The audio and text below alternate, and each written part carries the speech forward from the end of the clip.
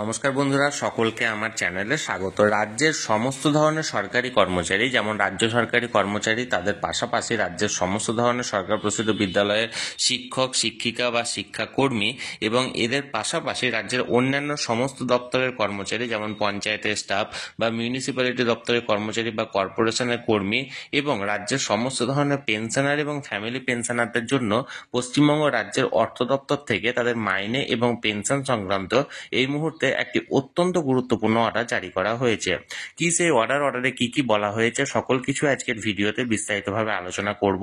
ভিডিওটি সকল ধরনের সরকারি কর্মচারী এবং সমস্ত পেনশনারদের জন্য অত্যন্ত গুরুত্বপূর্ণ, তাই প্রথম থেকে শেষ পর্যন্ত অবশ্যই ধৈর্য সহকারে দেখবেন এবং ভালো লেগে থাকলে অবশ্যই একটি লাইক করবেন এবং সকলের সঙ্গে শেয়ার করবেন।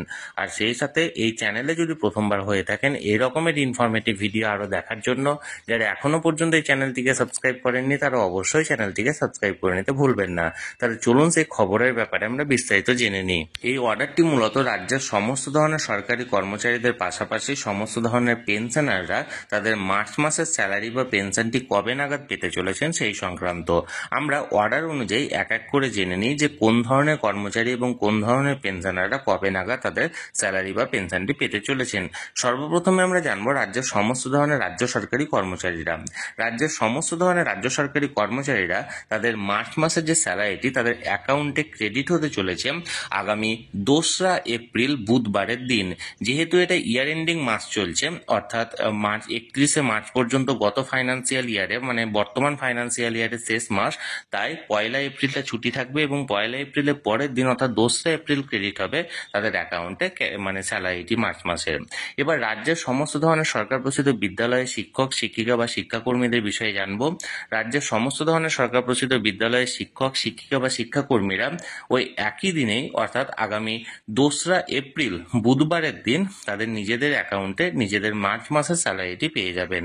এবার রাজ্যের অন্যান্য যে সমস্ত ধরনের সরকারি কর্মচারীরা আছেন, যেমন ধরুন পঞ্চায়েতের স্টাফ বা মিউনিসিপ্যালিটি দপ্তরের কর্মচারী বা কর্পোরেশনের কর্মী ইত্যাদি ধরনের কর্মচারীরা ওই একই দিনে অর্থাৎ 2রা এপ্রিল বুধবারের দিন তাদের নিজেদের অ্যাকাউন্টে তাদের মার্চ মাসের যে স্যালারিটি আছে সেটি পেয়ে যাবেন। এবার রাজ্যের সমস্ত ধরনের পেনশনার এবং ফ্যামিলি পেনশনারদের বিষয়টি জেনে নেব।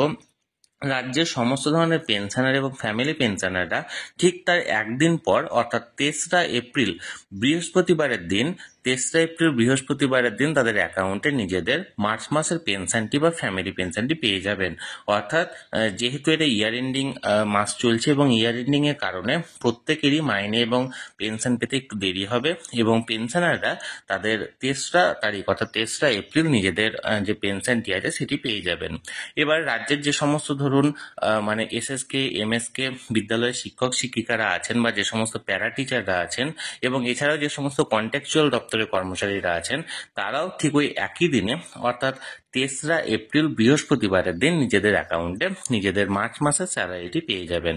তাহলে বন্ধুরা, এই অর্ডার অনুযায়ী যেটা বলা হয়েছে রাজ্যের সমস্ত ধরনের সরকারি কর্মচারী, সেটি রাজ্য সরকারি কর্মচারী বা সমস্ত ধরনের শিক্ষক, শিক্ষিকা বা শিক্ষাকর্মী এবং এর পাশাপাশি অন্যান্য সমস্ত ধরনের সরকারি কর্মচারীরা আগামী 2রা এপ্রিল বুধবারের দিন নিজেদের অ্যাকাউন্টে স্যালারিটি মানে পেতে চলেছেন এবং রাজ্যের সমস্ত ধরনের পেনশনার এবং ফ্যামিলি পেনশনাররা আগামী 3রা এপ্রিল বৃহস্পতিবারের দিন নিজেদের অ্যাকাউন্টে স্যালারিটি পেতে চলেছেন এবং রাজ্যের সমস্ত ধরনের যে সমস্ত কন্ট্রাকচুয়াল কর্মী আছেন বা যে সমস্ত এসএসকে, এমএসকে বিদ্যালয়ের শিক্ষক শিক্ষিকা বা যে সমস্ত প্যারা টিচাররা আছেন তারা ওই 3রা এপ্রিল বৃহস্পতিবারের দিন নিজেদের অ্যাকাউন্টে নিজেদের মার্চ মাসের স্যালারিটি পেতে চলেছেন। তাহলে বন্ধুরা, যে অর্ডারটি এখানে জারি করা হয়েছিল মাইনে এবং পেনশন সংক্রান্ত, সেটি সরাসরি আমি আপনাদের সঙ্গে শেয়ার করলাম। আপনাদের যদি কোনো কিছু প্রশ্ন থাকে অবশ্যই কমেন্ট করে জানান। আর এই ভিডিওটি ভালো লেগে থাকলে অবশ্যই লাইক করুন এবং সকলের সঙ্গে শেয়ার করুন। আর সেই সাথে এই চ্যানেলে যদি প্রথমবার হয়ে থাকেন অবশ্যই চ্যানেলটিকে সাবস্ক্রাইব করে রাখুন। ধন্যবাদ, দেখা হচ্ছে পরের ভিডিওতে।